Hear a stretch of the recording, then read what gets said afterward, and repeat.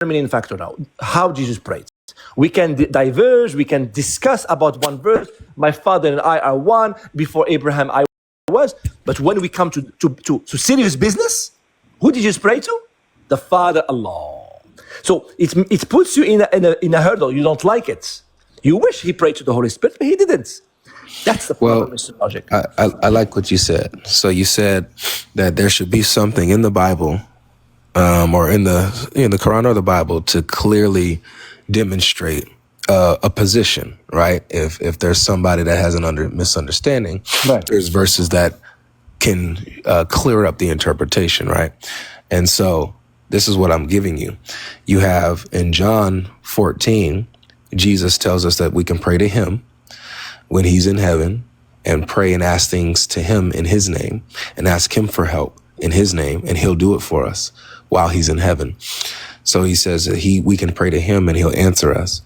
And then we also have the apostles Paul and Peter invoking the Holy Spirit in I think it's 1 Corinthians or 2 Corinthians actually, where Paul invokes the Holy Spirit and prays that the fellowship of the Holy Spirit be among us. Yeah.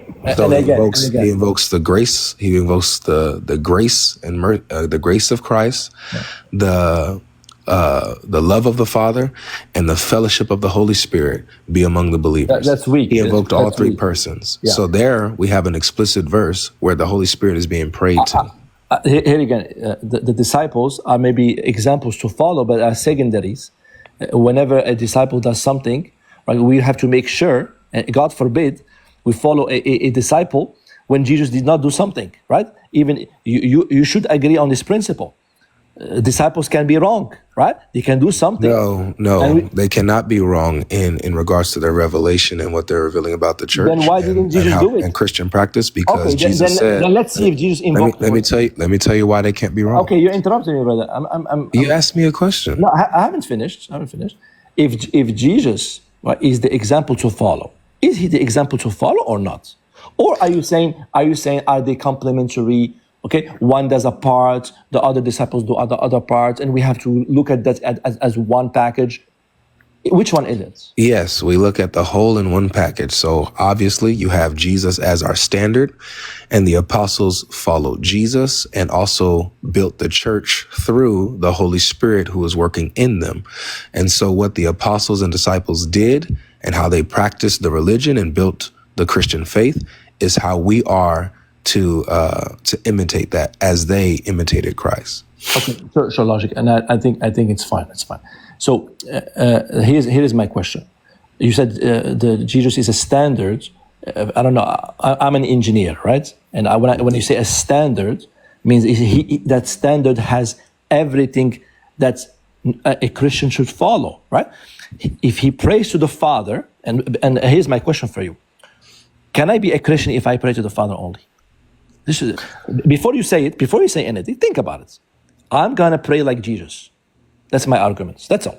I don't want to take a chance. Right? I don't want to take a chance. I want to pray like Jesus, because Jesus says the only true God is the Father. And I remember that verse is a very restrictive verse that I cannot really read in a different way. Even if you tell me Jesus can be included in that, I cannot include Jesus there. So, would you understand my view that I'm gonna pray like Jesus because Jesus prayed like that, and he says the only true God is the Father? What would you think about my position? Yeah, you'll be a heretic because Jesus says, even when you're invoking the Father, you're invoking both the Father and the Son, because when you invoke the Father, you invoke him in the name of Christ. So, and it's through the Holy Spirit that you invoke the Father and the Son. Yeah. So in your example, you're trying to separate the persons, but it doesn't work biblically. You are separating. You would be a heretic. But you are separating. You told me I can pray to Jesus directly. Say that again. You separated them. You said I can pray to Jesus directly because you believe Jesus said. You can invoke Jesus directly. Absolutely. So now your argument saying what do you mean? So can I, as a Trinitarian, can I pray to them separately or not? You don't pray to them separately. When you're praying when you invoke one person directly, like for example, let's say that I invoke the Father specifically. Yeah. When I invoke the Father specifically, I say, Father, thank you for the food that you have provided me in the name of your Son, through the love of your Holy Spirit. That's a prayer. You see how you see how I'm invoking the Father directly, but it's through and by the Son and Spirit. And I'll respond to that. Okay, if you're invoking the Father in the name of the Son and the Holy Spirit, you're not a Trinitarian, brother. You don't understand. Yes, yes, sir.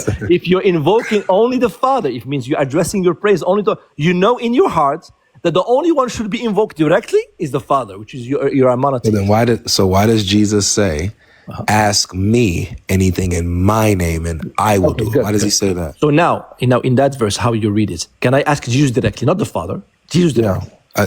He just said. Give me a prayer. Give me a prayer. I'm gonna ask you again the question because you didn't answer. You just asked me another question, brother. When Jesus says, ask me anything in my name and I will do it. It's very Why is Jesus telling us to invoke him directly? No problem. Again, if you believe that, I granted you that, even though I don't understand, honestly, this is between parentheses, I don't understand someone says, nothing's in parentheses. Let me finish. Yeah. Ask me in my name, it's weird. You're playing games now, servant. Mr. Logic, relax. I already granted you to that. Remember? You can play with it. Thank you for granting me that. So since you're granting that to me, do you agree that in that statement, Jesus is telling us to invoke him directly? That's not the point. You don't understand my argument. If you can answer the question, I would. If you believe that's the interpretation, I granted you that. I didn't ask about an interpretation. So I didn't ask about an interpretation. I'm just asking you based on the statement, objectively. I honestly, ask me in my name. It's very unclear. Honestly. When you say, ask me, who are you telling the person to ask? In my name, it doesn't. Ask me in my name doesn't make sense. If you say ask me, who are you telling? If you say ask me, you're right. But ask me in my name, it doesn't make sense. So when you say ask, I'm being very honest. All right. So agree. So then you agree that when Jesus says ask me, he's telling you to ask him directly, correct? It reads that way, but he doesn't say only that. Is that correct, please? Are you going to separate the verse, the words? No? Please, let's go step by step. The verse doesn't say just ask me. He says ask me in my name. What does it mean? And what is in my name? What is in my name? This is answer where answer the question. What is in my name? Hey guys, he's gonna run away now. What's in my name means? Yeah, I gotta run away, man, because this is too. You're playing too much, my brother. I'm not gonna drop you. I love you so much, but you get to a point, servant. What is in my name? Where you see the problem. And because you can claim that, I can claim. Play like you're dumb, but you're not dumb, bro. My brother, what is in my name means? Can you answer the first question? I said, ask me. You're right. I grant you. Ask me. It's talking directly to him. Thank you. To him. All right. Awesome. Okay. What is in my name? What is in my name? What is in my name means in my authority, in my power. So he says, ask me in my name and I will do it. Who does he say will answer the request? Okay, fine. I remember. I grant you that you believe that's interpretation, right? No, not that I believe it. Okay, no problem. About what he says. Okay, but here is my question. Why? No. Before you ask a question, when he says I will do it, who is he saying will answer the prayer? He's saying that. Thank you. So according to Jesus and his blatant statement, no interpretation needed. What is in my name again? Can you give us what in my name means? Listen, you have to read the. He says we can pray to him. We have to understand the full context. Don't be evasive, brother.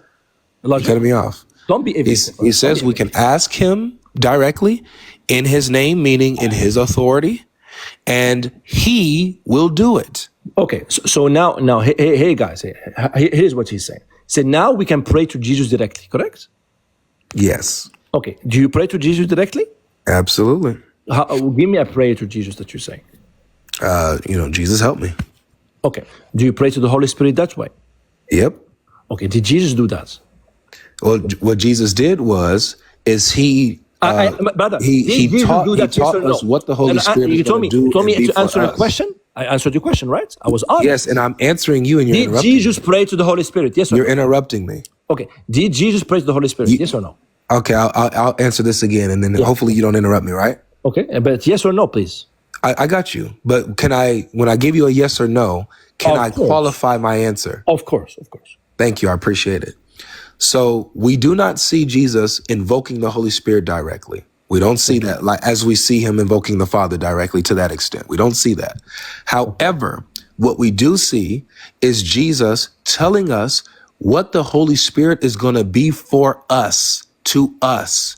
And so when the Holy Spirit comes, he's going to be teaching us, guiding us, communicating with us, interceding for us.